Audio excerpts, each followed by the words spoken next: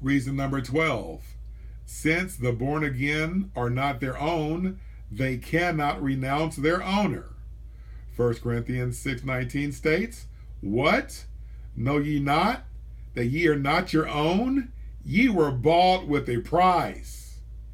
In the days of slavery in America, African men, women, and children were bought and sold as slaves to any purchaser.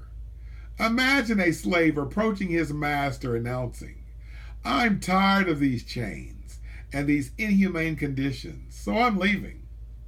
In no uncertain terms, his master would make clear to him, "Oh, no, you're not.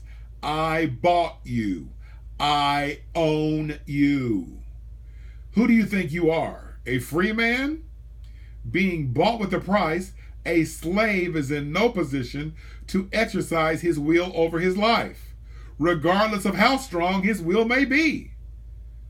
The only will that matters is the will of the slave's master.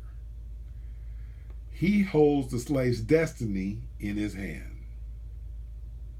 A believer's human willpower cannot overcome the power of God that keeps him or her saved.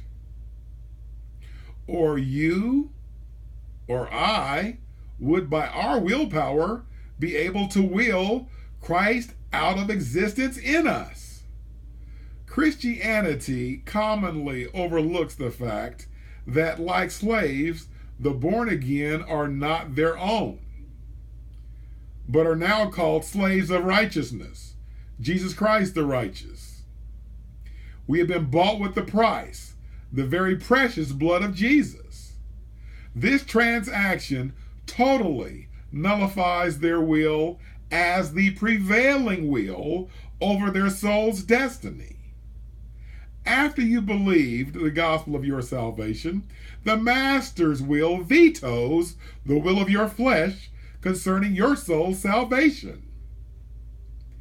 The souls of believers have been bought with a price, the precious blood of Jesus, and our master keeps his merchandise.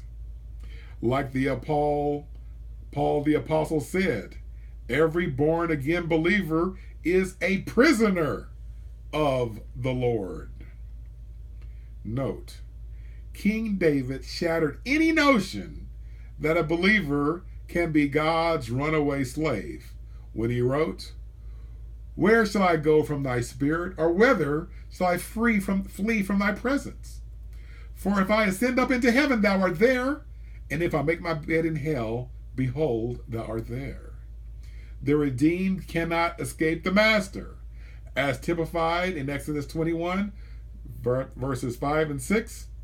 Once a slave of sin allows his ears to be pierced or penetrated with the gospel, he is made a bond servant of the Lord forever. That's reason 12 from the book 100 Reasons Why Born Again Believers Cannot Lose Their Salvation.